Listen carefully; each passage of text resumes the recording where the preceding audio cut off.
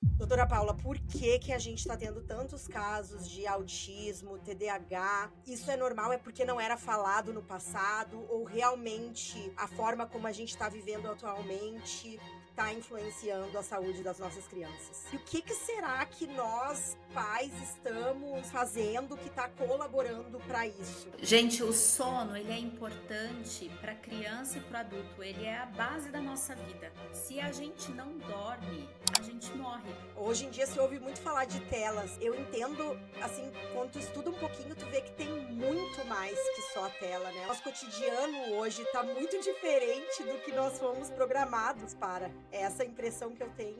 E às vezes até aquela mãe, né, que trabalha em excesso, quando chega à noite em casa, ela tá mais se sentindo em dívida com o próprio filho e querendo ceder às vontades dele. Algumas verdades são difíceis de engolir. Tu trabalha, trabalha, trabalha, trabalha tanto, e aí, ali naquele momento que tu volta, que ali que tu tem com teu filho, é tão difícil dizer não. A mulher, nós mães, somos o espelho do feminino para as nossas filhas. Acho que a gente tem que olhar para dentro, né? O pai, principalmente as crianças pequenas, são um reflexo dos pais, né? O problema do filho é problema dos pais. Eu costumo sempre que o meu filho fica doente, dar uma luzinha vermelha. Opa, o que que eu tenho que aprender aqui? No episódio de hoje, temos a doutora Paula Lenfers, pediatra, mãe, esposa e fundadora do Gemar Instituto, uma clínica materno-infantil que acredita num cuidado mais humano, consciente e real. Um episódio para quem quer entender, de verdade, o que está por trás do comportamento das nossas crianças e por onde começar a mudar. A gente não precisa se culpabilizar, né? Então, se sentir culpada porque um filho, de repente, teve uma doença, né? Ah, por que que meu filho tá com essa pneumonia? Não necessariamente é uma culpa da mãe. Uma oportunidade de parar e entender o que está acontecendo. Será que o seu filho está com falta de conexão? Ele está muito cansado? Está com excesso de atividade? A rotina dele está desajustada? Você, né? Ele está sentindo falta de você? Então, quando a gente consegue ter esse olhar para além da doença, né, entender ela, o que que ela quer me dizer, né, o que que ela quer me mostrar, a gente consegue organizar, porque eu gosto de falar que o nosso corpo ele tem uma tendência natural à cura.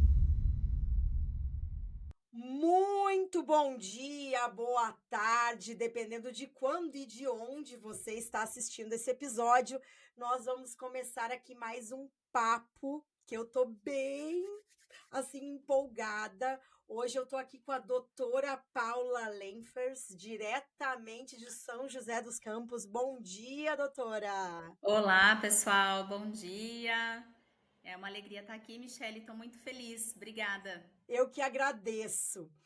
Paula, e hoje o assunto aqui vai ferver, porque é algo que eu resolvi trazer esse tema, porque eu vejo que lá na nossa comunidade, a gente tem uma comunidade de mulheres do É Com Elas, recorrentemente, sempre a gente volta a falar desse assunto, e eu acho que nada melhor que uma pessoa que está todo dia lidando com isso para nos ajudar a entender o que está acontecendo.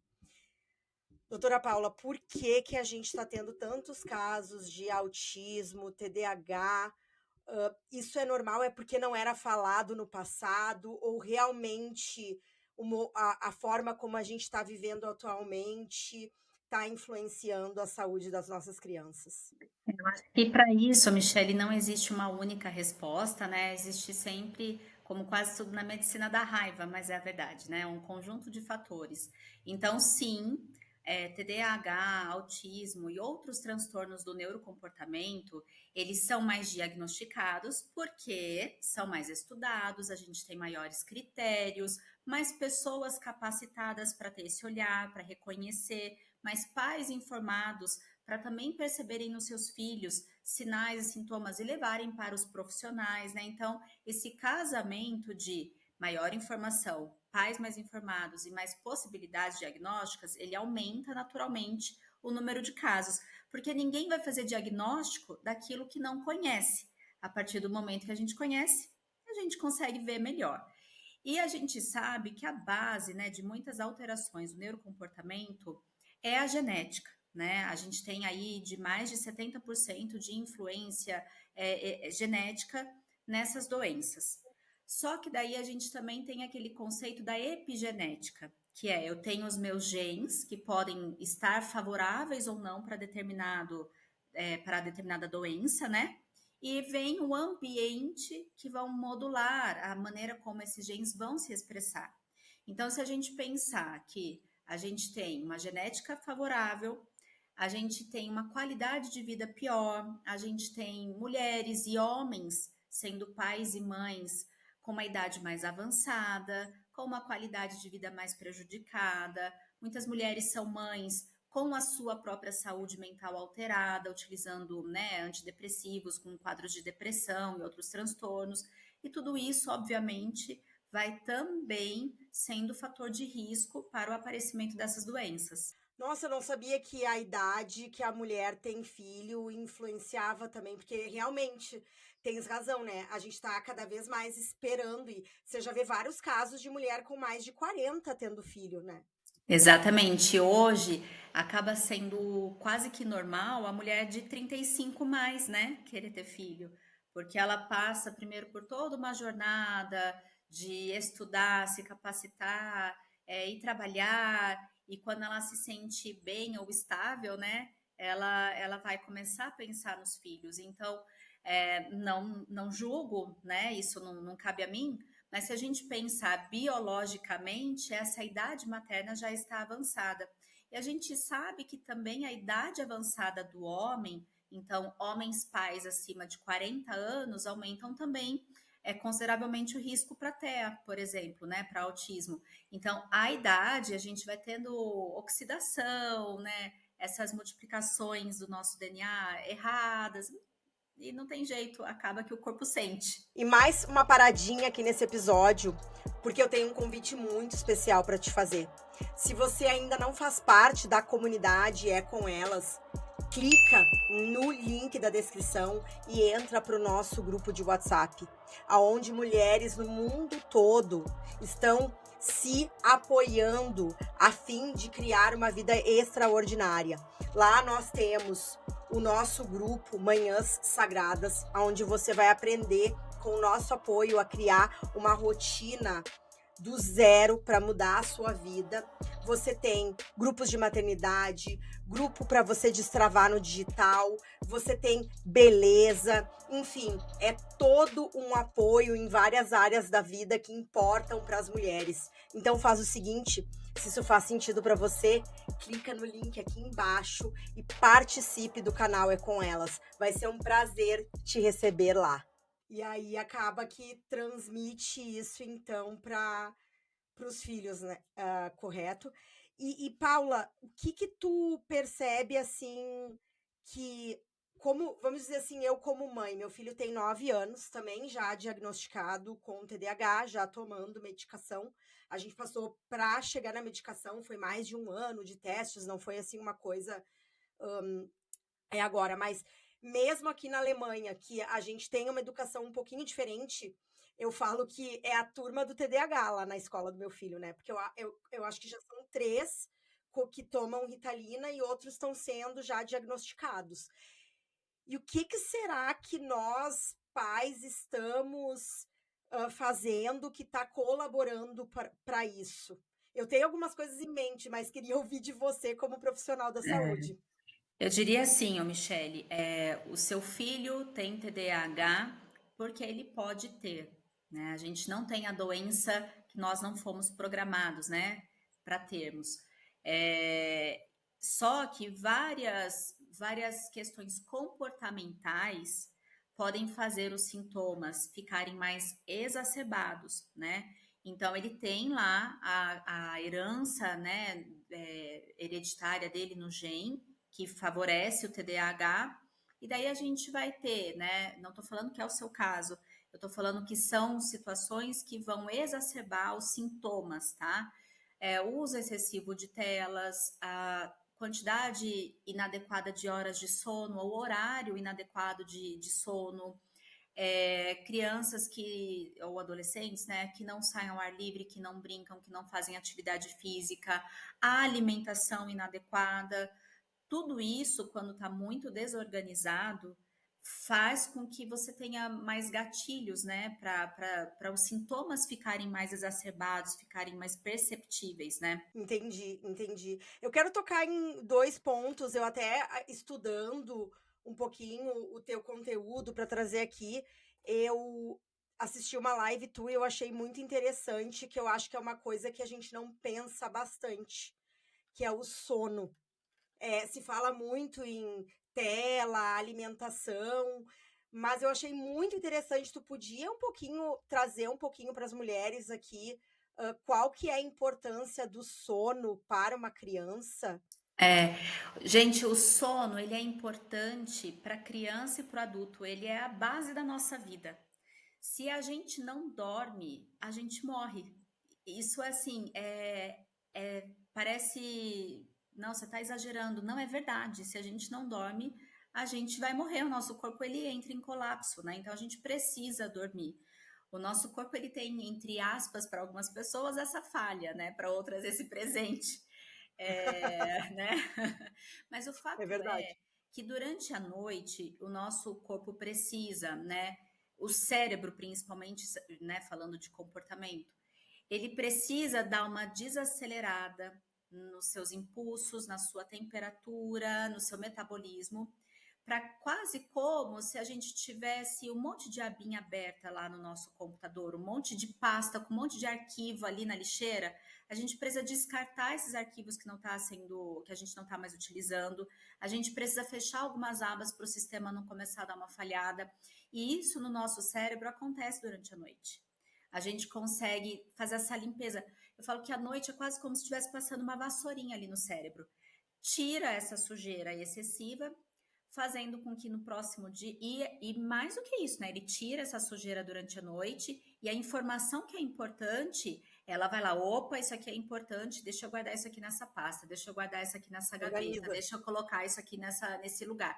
Então ele vai organizando, né? E isso vai ser importante para o nosso aprendizado, para nossa memória de longa duração, de curta duração, e para a gente estar sempre com esse cérebro limpo e organizado para aprender coisas novas também. E isso é feito durante a noite. Além disso, a gente tem durante a noite, né, com a regulação dos hormônios, a gente tem a queda do cortisol, que é o hormônio da reação de luta ou fuga, de estresse, de me colocar para fazer, né, de me colocar para responder. Ele é super importante, né? O meu cortisol me ajuda a responder a agressões físicas, a doenças, agressões emocionais, quando ele não está em excesso. Porque se ele tiver em excesso, ele coloca a gente ansioso, agitado, com taquicardia, sempre em modo de defesa, de reação de luta ou fuga. Daí a nossa imunidade cai, a nossa irritabilidade aumenta, a nossa concentração diminui, nosso limiar para frustração também diminui. Então, isso também é feito durante a noite. Eu preciso que esse cortisol caia, preciso que a melatonina suba, que é esse hormônio depressor, né? Mas que vai ser fundamental para esse relaxamento. E além do balanço do hormônio do crescimento, né? Ganho de peso. A pessoa que não dorme engorda, fica estressada, irritada, fica doente, não aprende, tem falta de atenção. Então, o sono ele é assim a base, né, de uma vida saudável. Sim, e tu tem alguma receita de horas que eu acho que depende de faixa de idades, né? Aqui, por Isso. exemplo, aqui na Alemanha nós temos o costume, é um pouquinho diferente do Brasil, isso é uma coisa bem boa para mim, que fica mais fácil com a cultura influencia muito, né, Pamela? A gente, por exemplo, aqui uma criança da idade do meu filho, 9 anos, 9 horas da noite já tem que estar na cama dormindo. Isso é, assim, final de semana passa um pouco, mas é normal. E quando meu filho estava mais novo, 7 horas, 7h30 já era para estar dormindo. Eu sei que no Brasil é muito difícil seguir esse esquema, né? É difícil, Michele, mas é o que deveria ser feito, né? E às vezes algumas verdades são difíceis, né, da gente aceitar ou engolir. Mas a gente precisa falar que é a verdade. O ideal de uma criança, né, principalmente uma criança ali até os seus 7 anos, é que às 20 horas ela esteja dormindo, né? Daí, Entendi. conforme ela vai ficando um pouco mais velha, né, além dos seus 7 anos, dá para negociar no máximo 21 horas. Esse é o horário que no máximo, essa criança mais velha deveria estar dormindo. Mas quanto mais nova a criança, mais cedo ela deveria dormir, porque a gente segue o ritmo da natureza. O dia depois das 18 começa a reduzir a intensidade, o ritmo, a luz, né? Pra gente, tanto é que a gente fala que depois das 18 horas é noite. Então a gente já começa a preparar o nosso corpo para dormir. E ali 5, 6 horas da manhã, aqui, né, no Brasil pelo menos, começa a amanhecer. Então o dia deveria estar começando também. A grande questão é que aqui, talvez diferente de vocês, por a gente ter bastante sol, tem no verão, por exemplo, tem dia que 7h30, quase 8 horas ainda está claro. Em alguns lugares do mundo tem esse problema da luz. E para a gente conseguir regular o nosso sono, eu falo que a gente tem que deixar a noite entrar em casa. Então, se a gente está nessa claridade, porque o dia acaba muito tarde, a gente tem que ir descendo uma cortina, né? Ou quem mora em países que escurece, não adianta estar escurecendo lá fora e acender todas as luzes dentro de casa. Então, assim, 20 horas é um horário perfeito ali para dormir. Uma criança dos seus 3, 4, 5 anos, né? Depois vai acrescentando uns 15 minutos, mas ali entre 20 e 30, no máximo 21 horas. Quanto menor a criança, mais tempo de sono ela vai precisar. Então, um bebê de, por exemplo, 4 meses vai dormir em 24 horas, uma média de 15 horas. Já uma criança de 7 anos vai dormir em média 11 horas, mínimo 10 horas, né? Então, esse tempo de sono também é importante. Eu acredito que, infelizmente, deve ter poucas crianças dormindo 10, 11 horas atualmente. Poucas, e daí o que a gente fala? Que elas ficam em déficit de sono, elas estão sempre devendo sono. E daí muitos pais falam: ai, meu filho é desafiador, o meu filho faz muita birra, deve ter um problema com meu filho. O seu filho não está dormindo a quantidade suficiente, esse é o problema dele. Se você mexer no sono do seu filho, talvez você conheça uma nova criança. Olha só que interessante, né? A gente não conecta tudo isso. Hoje em dia se ouve muito falar de telas, mas é por isso que eu estava bem empolgada para falar com você, porque eu entendo, assim, quando tu estuda um pouquinho, tu vê que tem muito mais que só a tela, né? O nosso cotidiano hoje tá muito diferente do que nós fomos programados para. É essa a impressão que eu tenho. Ele tá, e a gente também, conforme a gente vai, né, se envolvendo no nosso trabalho, entrando no automático da vida, o que acontece? A gente esquece que, de repente, dormir das 10 da noite ou das 11 da noite até as 5 horas da manhã, isso é uma coisa que o adulto vai escolher por causa de trabalho, por causa de qualquer outra coisa, e do tipo, ele fala, eu durmo 6, 7 horas, eu fico bem. Você é adulto, né? A gente está falando de crianças e adolescentes. Então, às vezes, a gente ainda hoje enxerga crianças e adolescentes como mini adultos. E eles não são. Eu queria até te perguntar dos adolescentes, Pamela. Adolescente normalmente dorme muito, né? É, Isso é normal? isso é normal, né? Porque eles estão passando por toda uma alteração hormonal na vida deles, né? O eixo hormonal dos hormônios sexuais, né? Então, testosterona, estradiol, progesterona, ele está sendo acordado, né? Então, essa é uma alteração física mesmo no corpo. E também tem a questão dos picos de crescimento que acontecem ali na adolescência, né? Então, quando a gente passa por um pico de crescimento, geralmente a gente dorme um pouquinho mais, até porque esse hormônio do crescimento ele tem um pulso noturno muito importante, né? Então é natural o adolescente precisar de um tempinho um pouco maior, porque tem muita coisa acontecendo ali naquela cabeça. Ainda não cheguei nessa fase, Paula. Eu também Até não, mas eu pouco. estou me preparando para, porque meu filho está com 9 anos, né? Então eles já estão experimentando essa transição ali de pré-adolescência, do tipo, eu não sou mais tão criança assim, mas eu ainda sou criança, né? Então eles estão passando por uma fase muito bonitinha. Eu também, meu filho também tem 9 anos, eu acho a coisa mais fofa, porque é eu sinto aquele mix de inocência com querendo conhecer as coisas e entendendo, eu acho muito legal. Eu até essa semana eu fui no Hortifruti aqui, né, em São José com os meus filhos, e nesse Hortifruti tem um cavalinho de mentirinha, assim, para as crianças subirem e fica tocando a música. Tatatã, tatatã, tatatã, tatatã. E minhas filhas foram, elas têm 7 anos, né, subiram no cavalinho. o Miguel ficou do meu lado, assim, ele ficou do tipo, será que isso é para mim? Eu vou ou não vou? Mas ele acabou indo, né? E daí, quando eu olhei assim de longe, eu tava passando no caixa, ele lá no cavalinho, em cima do cavalinho, fazendo assim no cavalinho. Eu falei, tá vendo? Essa briga interna, né? De isso aqui é para mim ou não é mais, né? Mas é muito bonitinho de ver.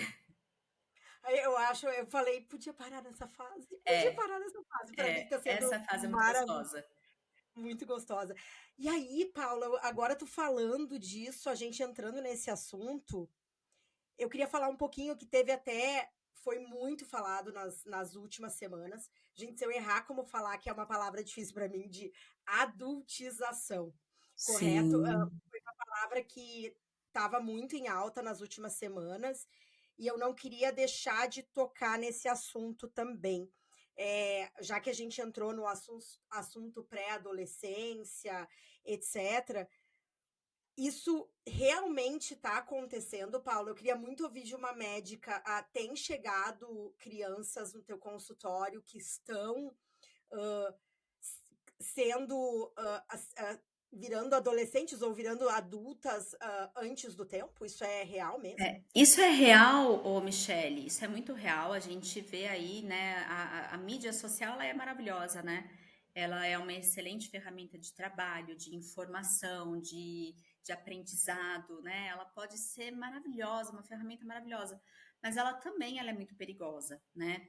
E as crianças que não têm esse filtro, que estão nas telas, que estão nas mídias sociais e não deveriam, elas estão muito sujeitas e muito vulneráveis porque elas, na maioria das vezes, não têm a capacidade ainda de distinguir o certo e o errado, né? Elas estão formando a moral delas, a depender, né, obviamente, da idade. Agora, eu não diria, Michele, que a adultização está acontecendo agora. A adultização, ela acontece desde sempre. Eu até tive a oportunidade de falar sobre isso e eu falei, gente, o Chacrinha, olha lá atrás, ele fez o programa A Criança Mais Bonita do Brasil e quem ganhou foi a Angélica, mostrando a pinta dela na perna, sentando no colo dele no programa. Né? Se a gente parar para lembrar, talvez eu, você, a gente tenha idade parecida, na casa ali dos 40, tinha a banheira do Gugu. Tinha, aham, isso que eu ia. E as crianças assistiam, né? Eu me lembro com os meus pais a gente assistindo. Sim, E era, sim. hoje em dia seria um absurdo, Você assim, olha gente. aquilo, você fala, meu Deus, né? Meu Deus, as crianças, eu cresci com El Chan, né? Onde Sim. vai descendo na boquinha da garrafa. E as festas tinham isso, né? Então eu diria que esse é um problema que sempre existiu, né? Eu acho que ele toma proporções muito perigosas, assim como o bullying, por conta, né, do cibernético, né? A velocidade com que as coisas acontecem, ela é incrível, né? O bullying que antes eu sofri na escola era só comigo ali durante o período de aula. Agora não, cai em grupo, cai no Instagram, tem sinais, tem códigos, então é uma coisa muito grande, né? Então eu acho que hoje é mais perigoso, é mais difícil para a gente, pai e mãe, filtrar, perceber. Por isso que a gente tem que estar realmente muito vigilante, né? A gente não tem que ter medo de dizer não, de impor regras, porque é nosso papel, né? Então, e as famílias estão na maioria das vezes, né, Michele, talvez desestruturadas, abaladas, né? E às vezes até aquela mãe, né, que trabalha em excesso, quando chega à noite em casa, ela tá mais se sentindo em dívida com o próprio filho e querendo ceder às vontades dele. Então, algumas verdades são difíceis de engolir. Talvez É, o problema da adultização não seja a mídia social, mas seja dentro de casa. sim. Eu até me arrepiei toda aqui, porque quando tu falou, hoje eu já mudei muito isso, mas é exatamente isso que tu sente. Tu trabalha, trabalha, trabalha, trabalha tanto, e aí, ali naquele momento que tu volta, que ali que tu tem com teu filho, é tão difícil dizer não. Porque tu já tá com tanto peso. E aí eu tive que ir aprendendo isso, né? Eu tive que ir aprendendo, porque eu até já falei aqui no podcast, né? Eu fico, não tô me vangloriando disso, mas o meu filho, nos primeiros anos de vida, ele era a galinha pintadinha, era mais presente na vida dele do que eu. Então, eu tô pagando o preço disso hoje, mas são verdades que são difíceis de ouvir, né? Mas a gente tem que abrir os olhos para isso. A gente precisa abrir os olhos e entender o seguinte, com a mudança, né, da estrutura, a mulher sair de casa, se formar e trabalhar, que bênção, isso é maravilhoso, né? Nós temos os nossos dons, a nossa vocação, e o nosso trabalho, ele é um serviço para a comunidade, né, para a gente mesmo, auxilia na nossa família, inclusive para trazer bem-estar, né, ajudar na saúde, nas escolhas de médicos, enfim. Ele é um papel importante, né, essa mulher que trabalha fora. Só que uma coisa que a gente precisa como mulher resgatar, e que isso, nessa ânsia de sair, de ser guerreira e conquistar, a gente perdeu, é que o nosso principal papel é para o nosso marido, as que são casadas, e depois para os nossos filhos. E daí depois o trabalho. Então, mesmo que o seu trabalho seja intenso, seja puxado, essa ordem precisa ser seguida, porque ali a criança vai formando as suas verdades, ele vai entendendo essa dinâmica, ele vai formando a sua moral. Porque uma criança que tem uma boa moral formada, mesmo diante de uma situação onde ela esteja fazendo algo errado, ela sente, isso aqui não tá me parecendo certo, né? Ela sente. Eu vim de uma família que eu tive boas morais, e é verdade, né? Quando tu tá ali naquele grupo na adolescência que sempre vai ter cheira mal, assim, tu te lembra da tua família, e aí tu acaba não entrando na onda, né? Então, depois muitas vezes vem os problemas. E Paula, eu ouvi falar, eu queria até confirmar contigo sobre esse ponto de adultização. É verdade que usar maquiagem cedo demais, essa história de skincare para meninas, que eu acho que a mulher é mais impactada, no final das contas, por tudo É, isso. Isso influencia mesmo? sim, influencia. A mulher, nós mães, somos o espelho do feminino para as nossas filhas, né? Então, é claro que a gente tem que ser vaidosa, se cuidar e mostrar para elas, né, que é gostoso ter este momento, né? Então, a gente é espelho. E as minhas filhas, por exemplo, elas me veem todos os dias de manhã passando a minha maquiagem, meu protetor solar, o meu batom, colocando aqui, né, os meus adornos, e elas têm me olham assim com tipo, uau, né? Então, isso é muito importante, a gente não pode perder essa referência de feminino e o menino não pode perder a sua referência do masculino, né? Então, isso é um ponto. Só que quando a gente começa já muito precocemente a fazer a criança, pintar as unhas, passar maquiagem, a gente começa já a trazer, ela olha no espelho e para ela começar a se sentir bonita, ela começa a ter que estar maquiada. E Ai, daí, né, a gente vai mudando, a gente vai transformando a forma como ela se enxerga e como ela espera que os outros a enxerguem. E isso é tão potente, isso é tão poderoso que vai alterando até esse eixo aqui no nosso cérebro, desse eixo hormonal, fazendo com que ele possa acordar mais cedo do que deveria, além do risco do que essas maquiagens têm de produtos, né, que podem ser disruptores endócrinos que fazem a puberdade precoce também.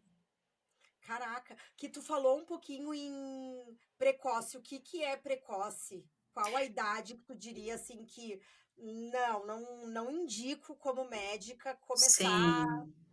a trabalhar muito isso? A Sociedade Brasileira de Pediatria fez um comunicado aqui no Brasil sobre o uso de produtos, né? E eles colocam que a idade mínima ali é 12 anos para você não usar nada até pelo menos essa idade. E depois disso tem alguns poréns, o sabonete, o hidratante, não é a make, né? O lápis de olho. Então, o quanto mais tarde, né? Assim como o uso de celular, enfim, o quanto mais tarde, melhor, melhor. Oi, tô dando uma paradinha no episódio aqui só pra te pedir um favorzinho, mulher. Se você gosta do conteúdo do É Com Elas, se faz sentido para você que esse projeto continue perpetuando e inspirando tantas mulheres ao redor do mundo, eu quero te fazer um pedido. Clica aqui e se inscreve no nosso canal se você está ouvindo do YouTube ou nos segue no Spotify. Isso nos ajuda a perpetuar o projeto e a continuar inspirando tantas mulheres ao redor do mundo. Eu espero que eu possa contar com você.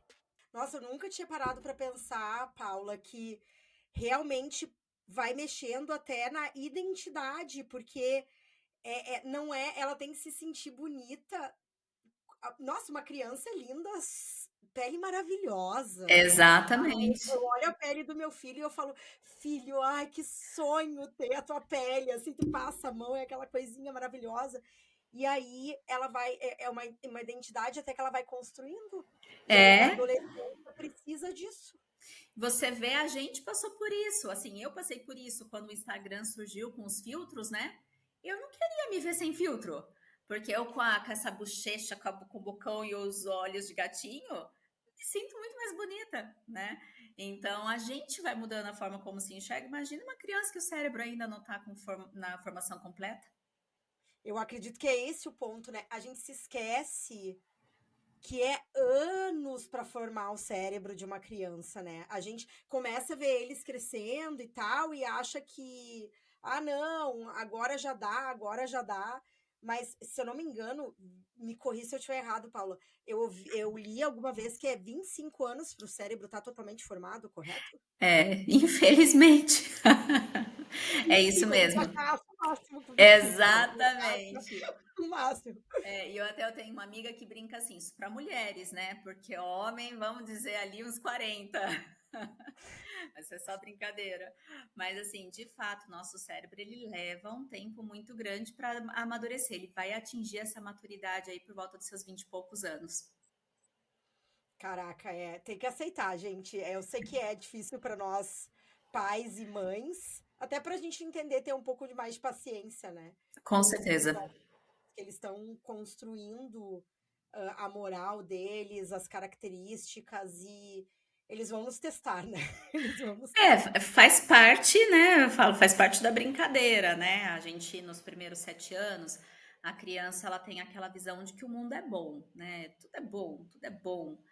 Depois do 7, que a gente fala do primeiro setênio o mundo é bom. Depois disso que vão surgindo as primeiras crises, né? E eles vão enxergando, não é tão bom assim, né? Então, eles vão construindo isso e parte desse aprendizado é testar e desafiar os limites. A criança faz isso desde que nasce. Quando ela começa a andar e você fala para ela, não encosta na tomada. Ela vai assim para a tomada e ainda faz, né? Quem tem bebê pequeno sabe, eles vão testar. E é nisso que eu gosto de falar sempre assim, pai e mãe é igual corrimão de um corredor. A criança tem esse espaço para andar, ela vai bater aqui, ela vai bater aqui, ela vai testar este lugar, mas é a gente que dá o limite, né, da onde que elas podem caminhar, principalmente nos primeiros anos de vida. Agora, se a gente tá com cheio de culpa, questões mal resolvidas, né? A gente larga. E daí essa criança vai para qualquer lugar, cai, né? Enfim. Acho que a gente tem que olhar para dentro, né? O pai, principalmente as crianças pequenas, são um reflexo dos pais, né? O problema do filho São. é problema dos pais. Eu costumo sempre que o meu filho ficar doente, alguma coisa, eu abro dá uma luzinha vermelha. Opa, o que que eu tenho que aprender aqui? O que Sim. está acontecendo aqui? Tem alguma coisa na minha família e tal? Quando eles são muito pequenos, né, eles ainda estão muito envolvidos nesse meio, né, que os cerca. A gente não precisa se culpabilizar, né, então se sentir culpada porque um filho de repente teve uma doença, né? Ah, por que que meu filho tá com essa pneumonia? Não necessariamente é uma culpa da mãe, mas é a oportunidade, eu falo, é o benefício da doença naquele momento de você ter uma oportunidade de parar e entender o que está acontecendo. Será que o seu filho está com falta de conexão? Ele está muito cansado? Está com excesso de atividade? A rotina dele está desajustada? Você, né? Ele está sentindo falta de você? Então, quando a gente consegue ter esse olhar para além da doença, né? Entender ela, o que ela quer me dizer, né? O que que ela quer me mostrar, a gente consegue organizar, porque eu gosto de falar que o nosso corpo ele tem uma tendência natural à cura, porque senão tava todo mundo também morto, né? A gente tem uma tendência, né? Os vírus, bactérias no ar, a gente tem uma tendência natural à cura. Para isso, corpo, mente e espírito precisam estar com seus eixos organizados, né? Então, quando a gente percebe uma situação dentro de casa com um filho pequeno, é um momento de olhar para si, de não dar valor para aquela doença. Então, meu filho, você não precisa ficar doente para a mamãe te ver, isso é importante, né? Mas eu tô percebendo que de fato eu tô faltando. Eu acho que eu preciso puxar um freio de mão aqui, de repente falar um não para algum projeto, para alguém, para a gente poder resgatar, né, o que é fundamental, né, e que não pode ficar para depois. Eu acho muito legal, Paula, que tu tem esse olhar que eu diria que é um olhar holístico, que é a medicina hoje, na minha opinião, precisa isso, né? Porque tu só sentar ali no consultório e achar que é só, não, tá, só uma doença, dá o remédio, que eu acho que as pessoas elas estão procurando remédios fáceis hoje, né? É, Tudo como é uma pílula para dor de cabeça, pílula para isso, pílula para aquilo, e ninguém quer olhar pro porquê da é, questão. nós vamos assim nos acomodando, né? A gente vai procurando as facilidades, a gente vai procurando os atalhos, só que tudo tem um preço, né? E isso também. Então, assim, eu preciso emagrecer, tem uma caneta. Que bom que existem as canetas, né? Que vão facilitar a vida dos obesos, enfim. Então, eu falo que bom. Só que às vezes aquela pessoa tá só procurando um caminho fácil, mas não mudou um hábito de vida, não tá comendo melhor, não tá... Então, assim, sabe, isso é um atalho. E É um o atalho. preço será cobrado. Às vezes quem vai pagar são os nossos filhos, né? Mais tarde, uma hora. Sim, sim. É, Até falando disso, tu falou de emagrecimento, etc. Eu queria entrar daí num ponto que também é falado, mas nem tanto assim, que é a alimentação. O quanto isso, a gente falou de sono, tela, todo mundo já sabe, né? Eu queria entrar um pouquinho contigo nesse ponto de alimentação. O que que tu vê que isso também eu já pesquisei que tem muito impacto, correto? Na falta de tem. atenção, etc. Tem muito impacto e eu falo que assim, a alimentação ela é um problema de saúde pública. Por quê? A tela, se eu decido tirar do meu filho, é até mais barato, né? Eu não tenho nem gasto. O sono, para eu melhorar, eu também não gasto nada. Eu só apago a luz, eu crio rotina, eu crio ritual, não me custa nada. Comer bem é caro. Hoje em dia, comer bem é caro, né? Se você for priorizar uma alimentação mais orgânica, mais natural, a conta do mercado vai ficar pelo menos 3 vezes mais cara. Então, eu falo que esse é um problema de atenção mundial, ele é um problema de saúde pública, porque a qualidade da nossa alimentação, nosso solo tá mais pobre. Então, mesmo o alimento que vem da natureza, ele às vezes ele já vem com agrotóxico, com contaminações, ou não tão cheio de nutrientes e vitaminas como ele era antigamente. Então, o nosso corpo ele acaba muitas das vezes, né? O que, que é mais barato? Um pacote de bolacha, um salgadinho, né? É verdade. Então, é mais barato, é mais fácil e dá uma libera dopamina e a gente se sente felizão, né? Porque açúcar Sim. é uma delícia, gente. Eu acho muito engraçado, pai e mãe que têm a oportunidade de dar açúcar pela primeira vez para os filhos, eles têm um barato. Eles começam a rir, eles começam a correr. Então, assim, a gente está tão cheio disso que nem percebe mais, né? Então, assim, o nosso cérebro, ele tá o tempo todo com alimentos fáceis, que dão sensação de bem-estar e prazer, mas que não nutrem o corpo de verdade. Daí a gente tem menos disposição, a gente acaba ficando se sentindo mais cansado, mais desatento, começa a ter o que a gente chama de fome oculta. O que é a fome oculta?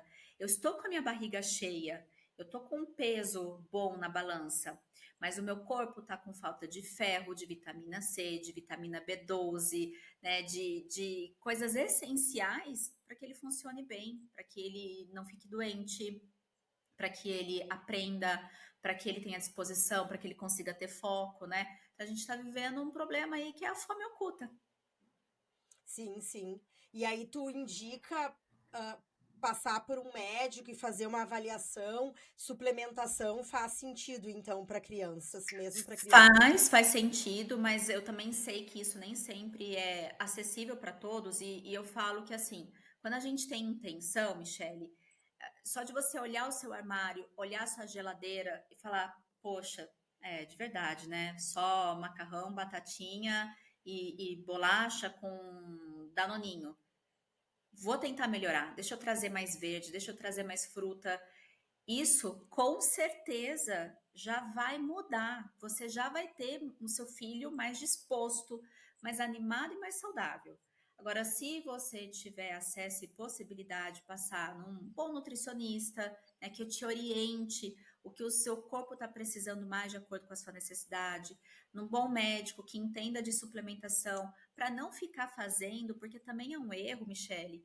Eu, às vezes, recebo no consultório pacientes vindo, né, de outros profissionais, de ali seus 7 anos, 6 anos, tomando, tipo, 8 cápsulas por dia, né, com 5 frascos de vitamina. É muita coisa. A suplementação é para ser a cereja do bolo. Ela vai ser aquilo que está faltando no seu corpo ou aquilo que pode otimizar o seu metabolismo.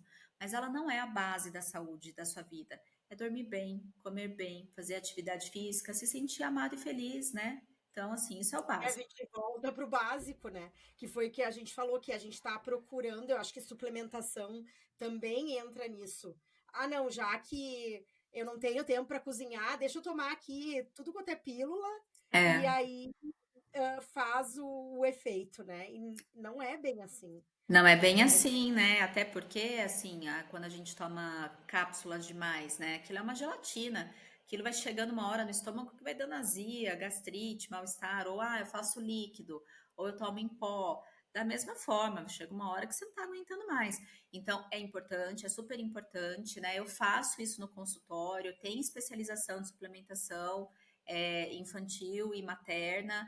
Eu acredito nisso, mas eu não acredito que isso seja tão essencial quanto é melhorar sono, alimentação, né? E as outras coisas. Isso é o complemento, isso é a cereja do bolo, isso é o que vai dar o up no que já tá bom. Porque senão também tem um monte de paciente que está tomando um monte de suplemento e continua cansado igual, ficando doente igual. Não muda, não muda, porque tá comendo só coisas ruins, inflamando o seu corpo o tempo inteiro, né? E o corpo tá tentando combater, mas não consegue. Chega, Paula, vou te perguntar se é a título de curiosidade. Chega no consultório criança assim de 8, 9, 7 anos cansada, porque eu vejo assim que meu filho nunca tá cansado. Eu tenho que falar, para. Tem criança cansada já dessa idade? Tu tá Sim, falando na minha mente isso. tenho por alguns motivos, né? Por vários motivos, mas os principais: sono ruim, seja porque tem uma adenoide aumentada, porque não respira direito, né? Porque tem uma rinite não controlada, porque tá com a rotina desregulada, porque tem excesso de tela, enfim, os motivos são diversos. Mas porque não dorme bem, daí eles ficam cansados. Seja porque são crianças que comem muito mal e a maioria tem anemia, deficiência de vitamina D, enfim, e daí eles ficam cansados e prostrados. E saúde mental já é um problema hoje até para as crianças, Michelle. Então, às vezes chegam, infelizmente, chegam crianças no consultório já dando sinais de depressão. Então, Depressão, uma criança. depressão já. E às vezes cada vez mais cedo, né? Então, e daí é um trabalho todo multidisciplinar, né? Que não sou só eu que resolvo. Vou ter que encaminhar essa criança para um psicólogo, para um psiquiatra. Então, infelizmente, existem crianças já. O aumento disso, né? Depois da pandemia, a gente fala de um aumento maior de 200%. Então, criança Caraca! já com quadro de depressão. Eu ia te perguntar se tu tem percebido nos últimos anos se isso tem aumentado. A gente ouve falar bastante de número de suicídios, né, de adolescentes tem aumentado bastante. Sim. Isso a gente escuta. Isso eu falo que assim, lá na clínica eu sou muito sortuda de trabalhar com famílias muito bacanas, muito especiais, e a maioria deles estão tentando, né? Eu falo, todos somos imperfeitos. Eu sou imperfeita como mãe, os meus pacientes são também, todos somos imperfeitos. Mas quando você está olhando para isso, você está tentando, você está minimamente buscando, né? Eu tenho esse perfil de pacientes ali no consultório, graças a Deus. Mas a gente vê as estatísticas, né, de que o aumento desses casos ele acontece já na infância, na adolescência e também diversos motivos, né? Esse adolescente que está trancado o dia inteiro dentro do quarto, na tela, né? Esse bullying cibernético, enfim, são muitos fatores, né? Sim, sim. Esporte também, né? Eu acho que, por exemplo, quando a gente era pequena, né, Paula? Por exemplo, eu cresci na frente da minha casa, tinha uma praça gigante. E a gente corria, corria, corria naquela praça, eu me lembro. Hoje em dia, principalmente no Brasil, né, com a questão de segurança, se a pessoa não mora num baita de um condomínio que tem um espaço, fica É, complicado. eu tenho até uma paciente que estava falando sobre isso, né, na rede social dela, e ela falou assim: a rede de apoio das nossas mães era a rua, né? Os filhos ficavam na rua, brincando com os amigos e correndo e sumia. E eu lembro de ter tido uma infância assim. Eu não morei em condomínio, mas eu morei numa casa de rua minha vida inteira. E eu lembro de chegar da escola e aquela típica cena da mãe no final do dia que tem que gritar no portão, né? Aí a gente aparecia com o pé preto de sujeira, né? Porque Era brincou assim. tanto, correu tanto, e daí nisso ali caía, se machucava, levantava e seguia em frente, né? Enfim, a gente tem esse problema hoje, né, de que nem todas as pessoas moram em lugares onde isso é possível, né? Muitos estão dentro de apartamentos, sem uma área de recreação, e quando tem essa área de recreação, a gente tem medo, né, mesmo dentro de um prédio, dentro de um condomínio, você tem medo às vezes de deixar o seu filho sem supervisão, né, de ser sequestrado, de ser abusado, né? Hoje em dia são tantos perigos, né? Então é um desafio, né? Tudo isso conta, né, Paula? A gente falou de vários pontos aqui e tudo isso conta, mas dá para voltar para um básico, né? Tu estava falando da, da refeição, dos alimentos, dá para ir na feira, dá para ir É, na feira. Precisa daí um pouquinho mais de tempo para fazer uma comida, fazer por exemplo, um molho de tomate com o tomate mesmo, né? sim. Quem não tem condições de comprar aquela latinha que é bem mais cara, usar, né, fazer uma salada verde. Eu sei que criança é complicado, né? Meu filho, assim, eu tenho que fazer, assim, malabarismo para comer legumes, né? Mas algumas outras coisas, dá uma fruta, né? Aqui em casa, por exemplo, a gente tem assim uma regra, né? Ah, quer doce é uma fruta. Então, no Uhum. final de semana, ok, daí pode lá um Nutella, uma coisa, mas assim a gente trabalha para trocar o doce no meio de semana pela fruta, para educar já, né? Mas Isso é o que eu falo, Michele. A gente hoje procura atalhos, a gente procura caminhos mais fáceis, por também muitos motivos, porque a gente está cansada, porque a gente está sobrecarregada, porque às vezes a gente não tem ajuda, né? Não tô falando que isso não seja uma realidade, mas é aquela verdade, né, de que vai dar mais trabalho? Mesmo. Vai ser mais difícil? Mesmo. Mas precisa ser feito. Tenho certeza que quando você instituiu na sua casa para o seu filho de que durante a semana não ia ter mais o doce e de que seria a fruta, você enfrentou um grande protesto, né? né, enfrenta até E agora, enfrenta. né? E ainda Qual foi a enfrenta. solução aqui, Pamela? Não comprar. Não Aham. tem. Tipo, isso que a gente decidiu, sabe? Não comprou, não tem. Sim, Aí no final de semana vai lá e compra, porque, tipo, aquela coisa de esconder, falar que não, ficava um dilema ali, uma é. briga. Então, não tem, não tem. E aí já me ajuda também, não tem nada, abre o armário, só tem maçã, uva e banana. Pronto, é isso. Então, Escolhe um aí. e daí a gente tem que ter aquela paciência, porque eles vão falar, eles vão argumentar, eles vão reclamar, né? Se seu filho, por exemplo, tá com um sono extremamente desajustado, dormindo 11h30 da noite, Quando você chegar para ele e falar que ele não vai ficar vendo o celular no final do dia, na hora que ele deita na cama e de que ele vai dormir mais cedo, você vai enfrentar uma guerra na sua casa. Só que isso precisa ser feito, que como eu disse, o preço será cobrado. Então, assim, são aquelas coisas que precisam ser feitas. Sim. Pamela, deixa eu aproveitar e te perguntar que a gente estava falando de alimentos. Eu pensei aqui nos líquidos, né? Criança tomando refrigerante, eu noto isso bem diferente assim aqui da Alemanha, né? Por exemplo, tu vai no Brasil, em qualquer mesa tem refrigerante. Aqui não é tão comum o refrigerante. Sucos. O que que tu indica para uma criança tomar quando o que que é indicado para, né, a parte líquida? O ideal é que durante as refeições a gente nem beba muito líquido, né, Michele? Principalmente criança, que às vezes enche lá a barriga com um copão de suco e acaba não comendo direito. Então, ter um copo de água ali do lado da refeição era para ser o suficiente. Crianças até 1 ano nem suco devem tomar. A partir de 1 ano, elas podem tomar um pouco de suco, desde que seja de fruta natural e não contenha açúcar. Aí, conforme vai crescendo, é claro, tem que fazer a lancheira para mandar para a escola, enfim. Mas sempre procurar um suco que seja, né, sem açúcar, 100% fruta, para a gente evitar ali aquele açúcar excessivo na vida da criança, que tem muito suco, que é tudo menos suco, né? Então, esse é um cuidado e tem que ser pontual. O refrigerante, o que acontece? O brasileiro, a gente copia muito a cultura americana, né? Então, assim, o refrigerante não deveria estar em nenhuma mesa, em nenhuma idade, em nenhuma refeição. Então, não posso nem te dizer a partir de que idade, porque é idade nenhuma, né? E é questão de hábito, né? Então, assim, na minha casa a gente não toma refrigerante.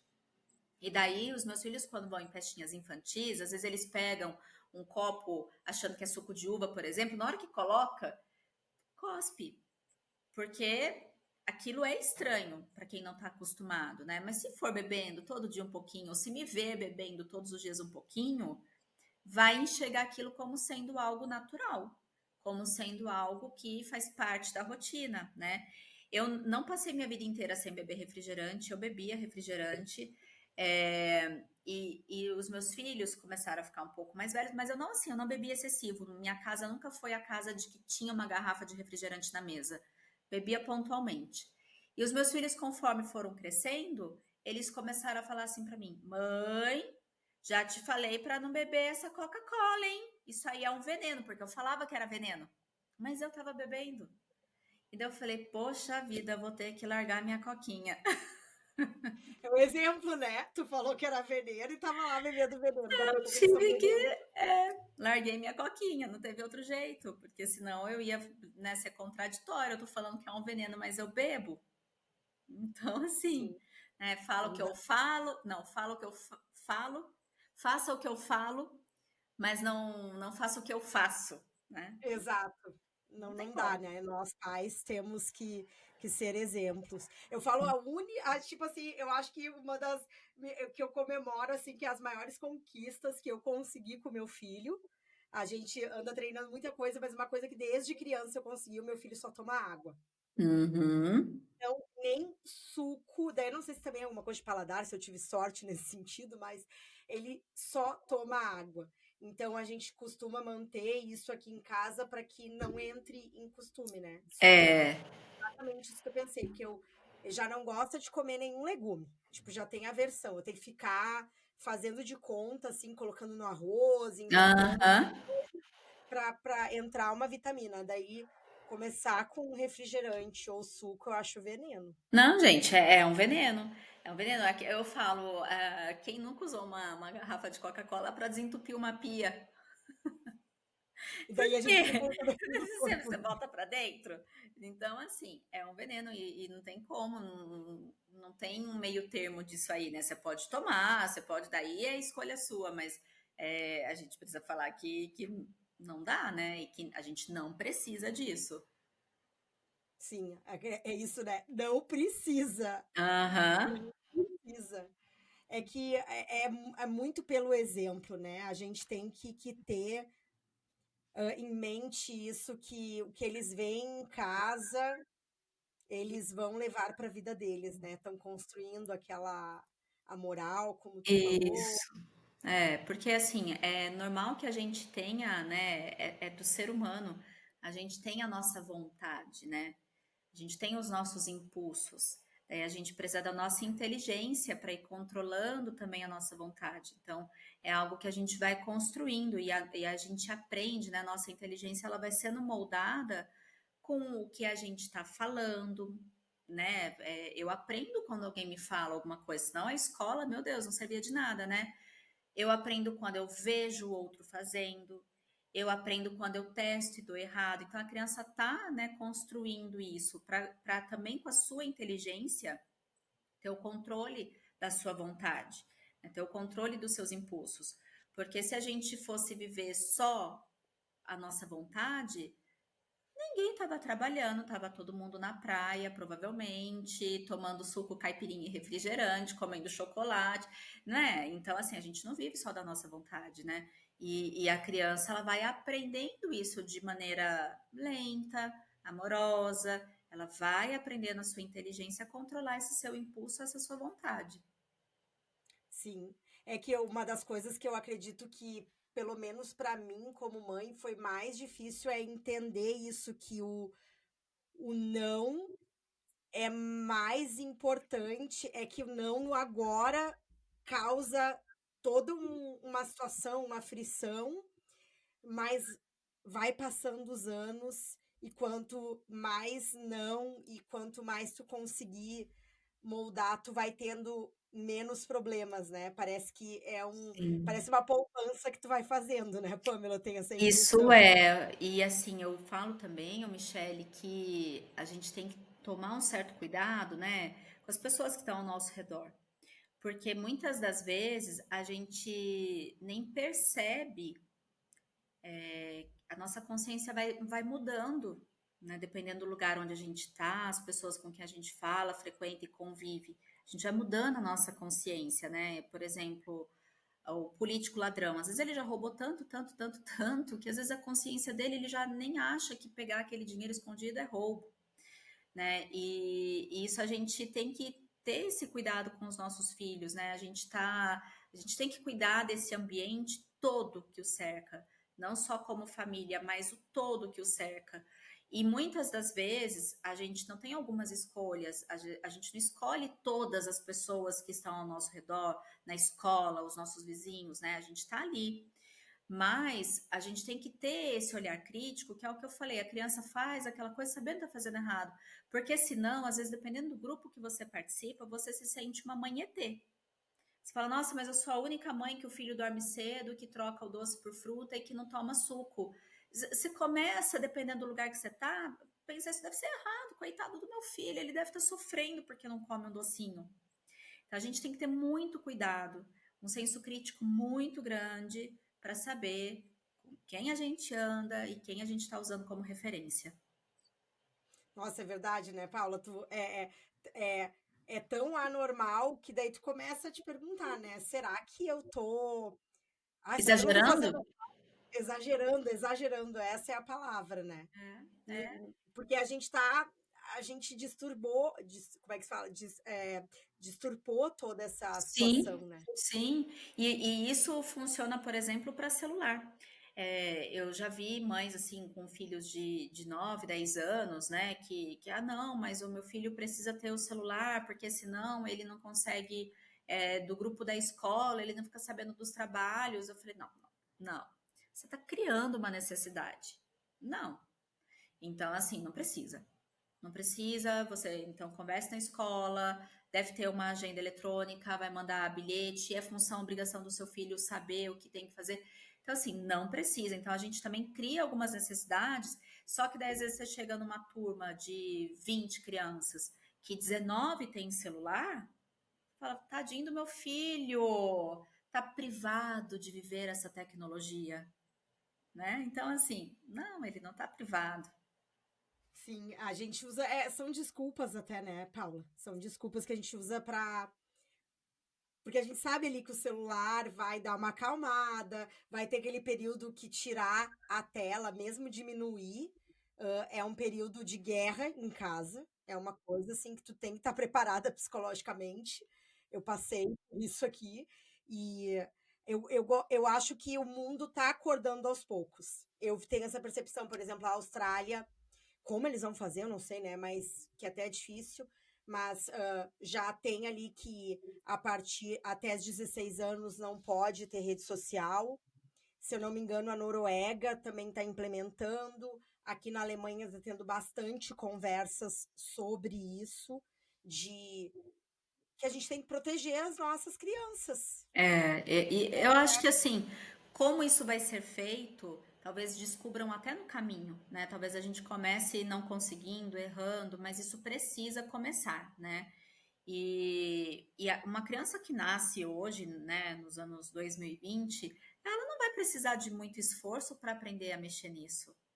É Não, aquele consciente coletivo, assim, é natural, a criança já sabe rodar o dedo. E eu tenho no consultório, eu tenho um brinquedo, Michele, que é um telefoninho de discar, assim, sabe, de rodar o negócio. E eu tenho aquele telefone há um tempão, acho ele super bonitinho. E eu vou te falar que até uns 5 anos atrás, as crianças chegavam e sabiam que era um telefone. Eles brincavam de discar e falavam, alô?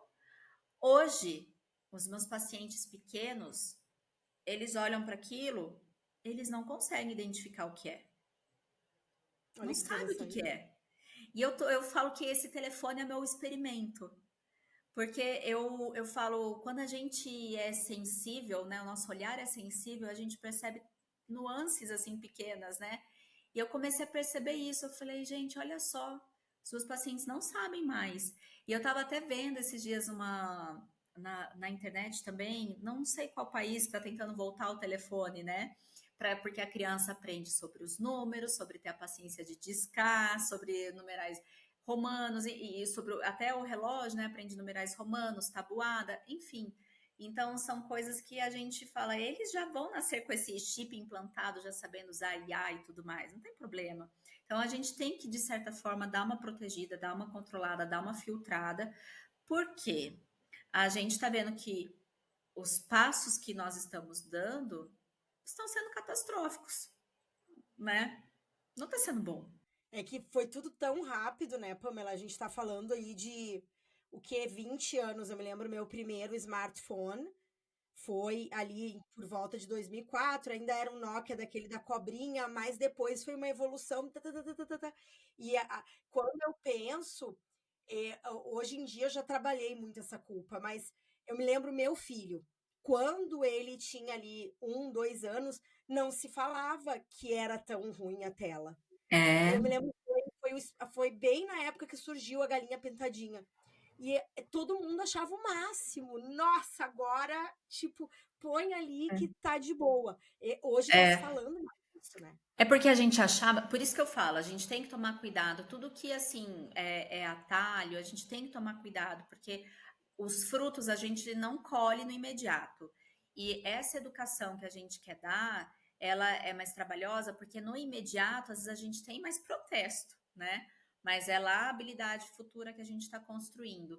A gente, né, quando surgiu esses desenhos, enfim, o que que se falava? Não, vai estimular, vai ensinar seu filho a contar, vai ensinar música, vai ensinar a dançar. Então, de fato, né, se achava que podia ser bom, né? Mas agora que a gente tem essa informação, a gente não tem como desver, né? Uma vez que a gente vê e essa informação chega para a gente, que ela vem para o nosso consciente, não tem como voltar atrás. Então, daí quais são as mudanças que eu vou conseguir implementar? Todas? Não. Algumas que com certeza já farão total diferença. Na minha casa, a gente tem um combinado de segunda a sexta, não tem tela. Pontualmente, esporadicamente, tem ali alguma coisa assim durante a semana. Eu pago o preço no mesmo dia, que daí já chora para dormir, já fica irritado. Eu falo preço no mesmo dia. Essa semana na escola teve cineminha na escola. Eles assistiram um filme, né, na quarta-feira. Eu fui buscar na escola, todo mundo, sabe aquela coisa irritada? Eu falei, olha, para criança que não está acostumada, coloca a tela, você percebe o impacto que aquilo causa. Mas aqui na minha casa, aos finais de semana, a gente assiste filme junto, a gente assiste série, seriado. Eu não vou dizer que aqui é o paraíso, né? Não, tem. Mas aí tem que ser uma coisa mais bem selecionada, mais bem pensada, mais controlada. E eu não posso, porque eu não preciso me esforçar para os meus filhos ligarem a televisão e ficarem lá a manhã inteira assistindo a televisão. Isso é natural. Ela te suga, ela te prende. Então, o esforço é o contrário, né? A mesma coisa a tecnologia. Eu não preciso me esforçar. Os meus filhos pegaram meu tablet esses dias, instalaram um monte de coisa, tudo. E eles não têm computador, eles não têm tablet, eles não têm. Como que conseguiram fazer isso? Então, meu esforço tem que ser o contrário disso, né? Ah, tu falar isso eu sei que deve doer para muitas mães, né? Aqui eu não consegui. Eu também queria fazer meio de semana sem tela, mas ainda tô no caminho, mas é tarefa. A gente que tem 1 hora por dia, mas mesmo assim, tudo ele quer negociar para ter mais. Tu vê como aquilo ali. Eu falo para ele, meu filho, parece que tu tá viciado. Que É, tu sai dali, tu sai irritado. Eu falei, a mãe é ruim pra ti, é ruim pra mãe, é um vício, eles nem conseguem perceber. não percebe. Michele, esses dias eu tava falando sobre isso, eu falo, gente, eu sou viciada em tela. E eu sou mais velha, né? Mas você vê, ontem eu passei por uma experiência, eu saí para uma aula minha às 3:30 da tarde. Quando a minha aula acabou, às 4 horas da tarde, eu olhei para o meu celular, minha bateria tinha acabado. E desse período ali entre 4 e 5, eu já fico ali meio que na rua perto da escola, para depois já pegar os meus filhos. Eu comecei a falar, gente, eu vou parar em algum lugar, pedir um carregador emprestado para alguém, eu preciso carregar meu celular, eu preciso carregar meu celular. Daí eu falei, gente, os meus filhos estão na escola. Eu tô aqui. O que tanto eu preciso carregar esse celular? Mas foi 1 hora assim de abstinência, que eu não entrei no Instagram, que eu não vi um grupo de WhatsApp, me deu um faniquito. Então, olha como nós estamos. Imagina uma criança, né, Paula? Imagina no cérebro de uma criança isso tudo. É correto falar, até 2 anos, fala-se zero telas, correto? Isso, até 2 anos, zero tela. Daí depois vai aumentando por faixa etária, né? Existe uma quantidade de horas liberada por faixa etária, né? Até atingir ali os seus 11 anos, que se eu não me engano são de 2 a 3 horas de tela liberada por dia. Mas daí eu falo que a conta também não fecha. Uma criança de 11 anos que vê 2 horas de tela todos os dias vai ter muito impacto comportamental. Não tem como, não tem como. Fora que se você pensar, fica meio período na escola, daí chega, almoça, come, entra na tela 2 horas. Não tem como fazer uma atividade física, a conta não fecha, né? Então, apesar de ter essa liberação a Academia Americana de Pediatria, a Sociedade Brasileira de Pediatria coloca, eu falo que eu não concordo, né? O ideal é ir perto de zero, cada um com as suas particularidades, mas sempre que possível almejar o não ter. Sim, é um desafio, eu acho que é um das. Com certeza, se fosse assim, se tivesse um esboço dos maiores desafios da maternidade, eu acho que esse estaria no topo, É porque para todo mundo.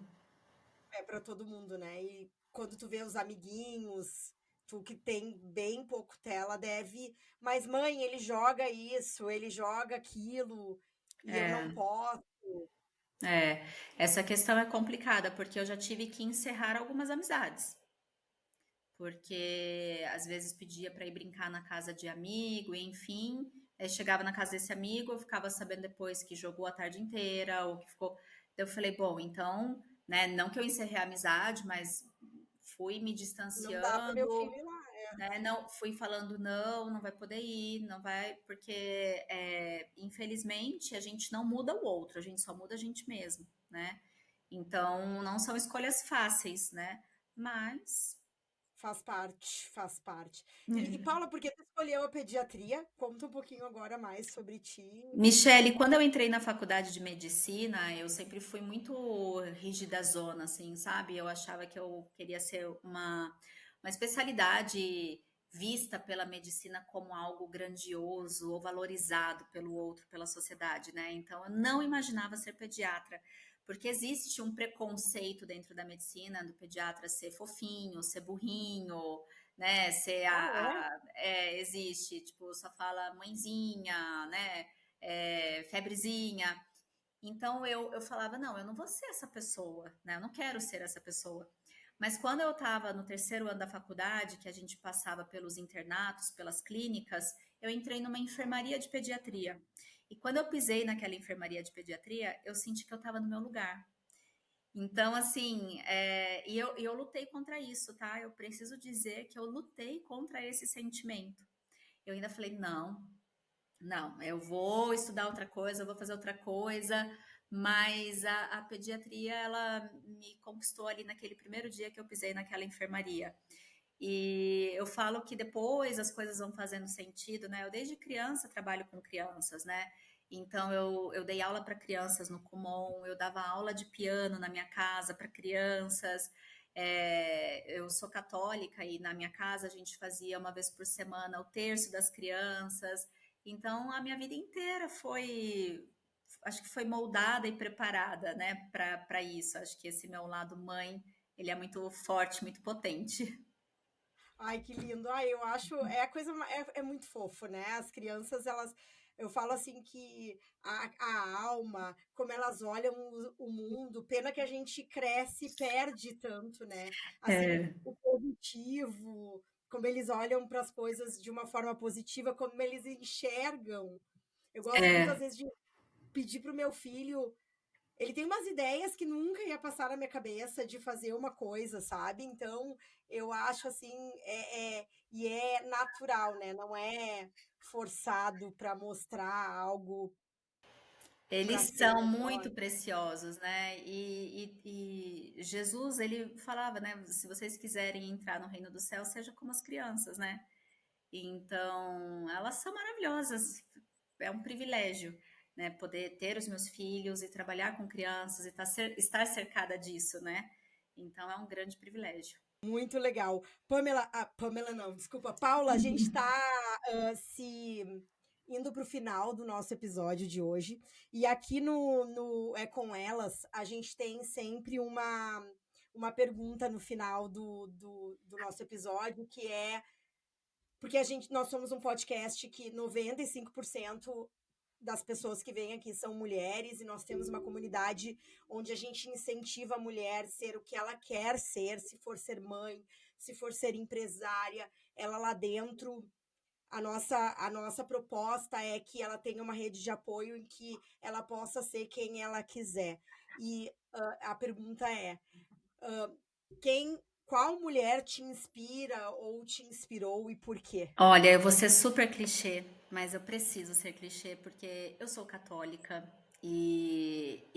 eu falo que Deus tem que estar acima de todas as coisas. E para mim, não poderia pensar em outra mulher que não seja Maria, porque Maria, ela foi sinônimo de fé, obediência, serviço, dedicação, mansidão, calmaria, né, e devoção.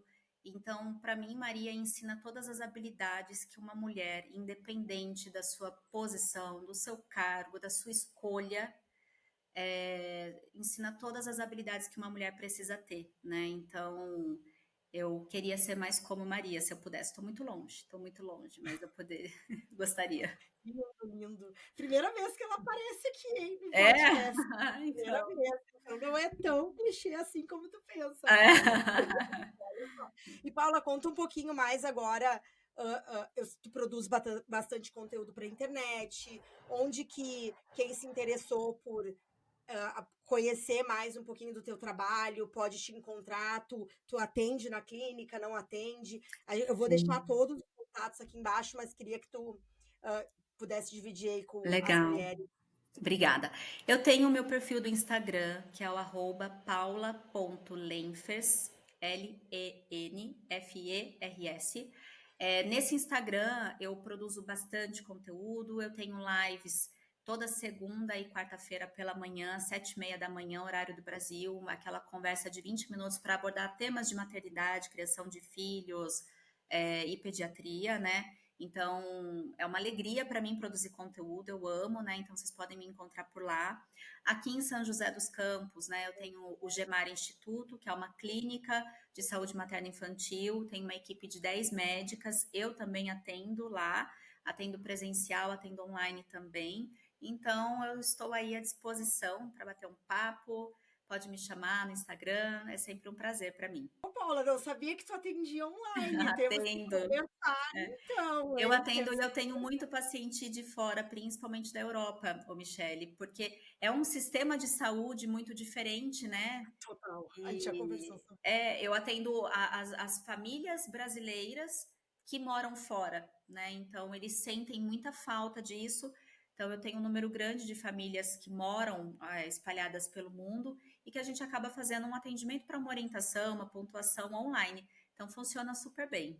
Bacana, bacana, até porque esse olhar holístico que tu tens, que tu trouxe aqui pra gente, que ficou bem claro nesse episódio, eu vou te falar, Paula, aqui fora, eu acho que nós brasileiros, às vezes a gente tem aquela frase, né, que nós temos, como é que é? Eu não vou me lembrar agora, que a gente tem a síndrome do cachorro, do vira-lata, síndrome de Ah, tá. vira-lata. O brasileiro tem a síndrome de vira-lata.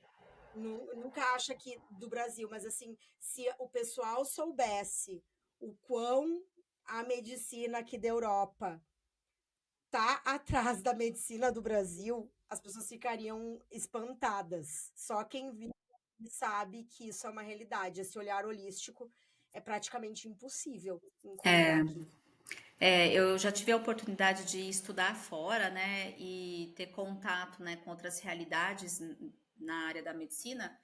E eu tenho que dizer que o Brasil ele sofre uma precariedade de recursos, né, de dinheiro, de estrutura, isso é um fato. A saúde, apesar do SUS aqui no Brasil, ela não é para todos, né? Ela não chega até todos, ou pelo menos não na qualidade esperada.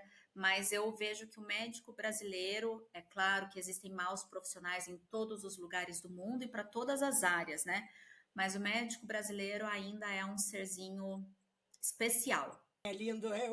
Sempre que eu vou para o Brasil, eu tenho a oportunidade, eu faço meus check-ups, etc., porque é outra qualidade. Eu acho que tem um olhar mais humano, É, né? tem. De uma forma geral, tem esse olhar mais humano. E aí, para uma criança, isso é essencial. Aí, quando encontra você que, né, consegue conectar ali o lado espiritual junto com a educação, a alimentação, sono, eu acho que esse olhar holístico é muito importante. Então, muito sucesso, Paula, que a tua mensagem, que a tua medicina, que a tua forma de olhar para a doença, para todos esses problemas, atinja muito, muito mais mulheres, porque a gente precisa disso. Eu que agradeço, Michele. Foi uma alegria muito grande estar aqui. Eu espero que as mulheres, mães que escutaram, né, se sintam acolhidas.